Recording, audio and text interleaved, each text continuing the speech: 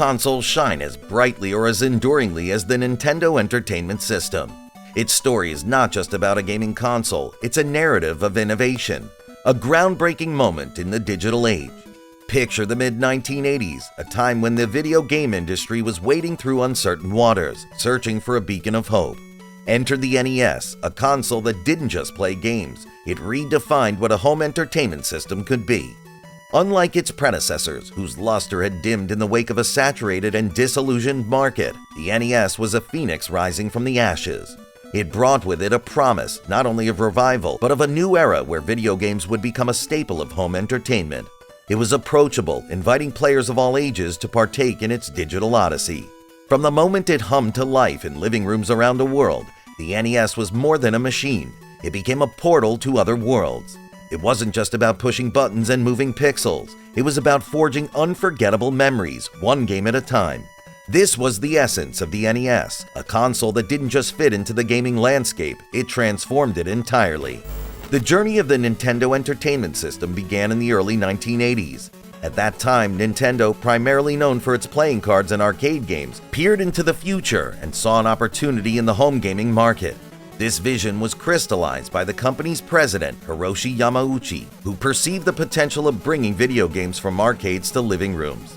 Nintendo's foray into this new venture was spearheaded by a talented team, including Masayuki Uemura, the chief architect of the NES. Uemura and his team faced a daunting task, creating a console that was both technologically advanced and financially accessible. The challenge was akin to threading a needle while riding a roller coaster, demanding precision under dynamic conditions. The result was a masterstroke of engineering, a robust 8-bit system powered by a Rico 2A03 processor capable of rendering vibrant graphics and captivating soundscapes. The launch of the NES was a calculated affair, particularly in the United States, where the video game market had recently crashed. In 1985, under the new name Nintendo Entertainment System, the console made its debut in a test market in New York City.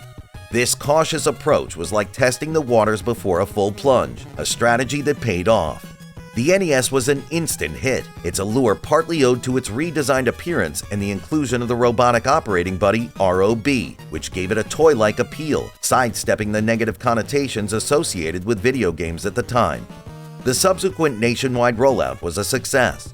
By the end of 1986, the NES was a household name in the United States, heralding a new dawn for home gaming. This was more than a successful product launch, it was a cultural phenomenon.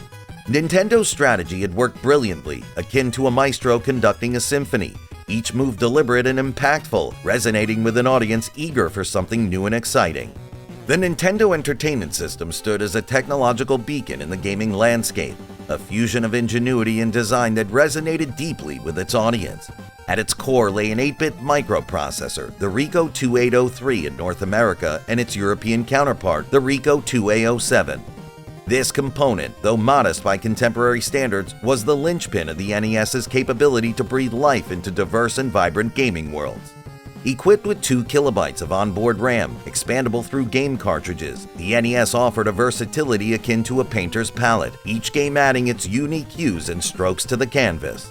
This modular approach to game memory enabled a spectrum of titles, underlying the system's versatile nature. Virtually, the NES was akin to a storyteller, weaving tales in pixels and colors. Its picture processing unit PPU boasted a palette of 48 colors and 6 grays, transforming the monochrome gaming landscape of its time into a vivid tableau of digital artistry. The games were not mere electronic pastimes, they were vibrant landscapes and narratives etched in the memory of players. The console's design broke away from conventional aesthetics, featuring a distinctive boxy shape and a front-loading cartridge slot, reminiscent of the then-popular VCRs. This design gave the NES a futuristic, almost otherworldly presence in living rooms. The controllers, with their straightforward directional pad and A/B button configuration, embodied Nintendo's philosophy of simplicity and inclusivity. The NES also shined in its auditory capabilities. Its sound processor, capable of generating 5 sound channels, turned basic electronic tones into captivating melodies and soundscapes, etching tunes and effects into the annals of gaming history. In essence, the technical specifications and design of the NES represented a perfect amalgamation of practicality and creativity. It was a system engineered not merely for playing games, but for crafting immersive, memorable experiences, inviting players into realms previously unimagined. The game library of the Nintendo Entertainment System was like a treasure trove, brimming with titles that would go on to become legends in their own right. This eclectic collection ranged from platformers and puzzles to RPGs and sports simulations, offering something for every kind of gamer. It wasn't just the quantity of games that made the NES library special. It was the quality and the innovation each title brought to the table.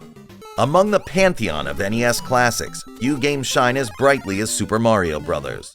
This quintessential platformer, featuring the now iconic duo of Mario and Luigi, wasn't just a game, it was a cultural phenomenon. Its ingenious level design, catchy soundtrack, and charming graphics set a new standard for what a video game could be.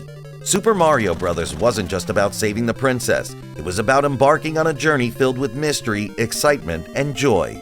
Then there was The Legend of Zelda, a game that redefined the adventure genre. Players were transported to the vast land of Hyrule, embarking on a quest filled with puzzles, dungeons, and memorable characters.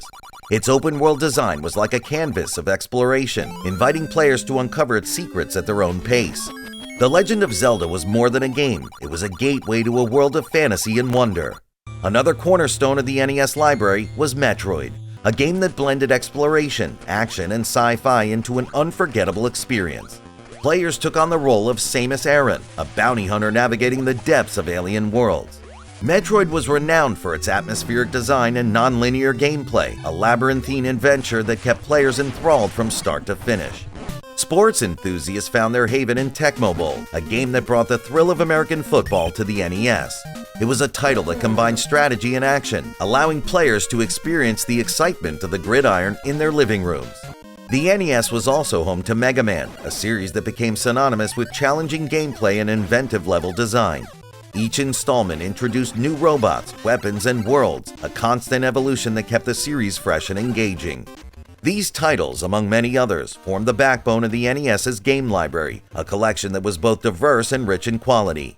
They were more than games, they were gateways to worlds of adventure, challenge, and imagination. Each cartridge was a key to a new realm waiting to be explored and cherished.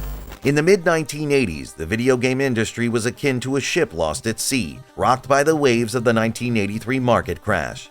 It was a time of uncertainty, with consumer confidence at a nadir and the future of home gaming in jeopardy. Into this tumultuous landscape sailed the NES, not just as a new console, but as a beacon of rejuvenation for the entire industry.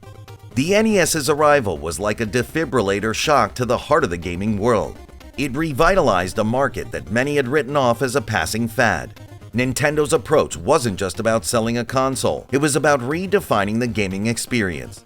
They accomplished this through a combination of innovative hardware, a curated game library, and a marketing strategy that rebranded video games as a wholesome, family-friendly activity. One of the key strategies in reviving the market was Nintendo's quality control system, exemplified by the Nintendo Seal of Quality.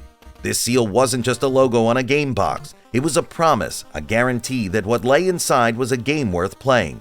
This move restored faith in video game quality, ensuring that the oversaturation and poor quality games that contributed to the 1983 crash wouldn't be repeated.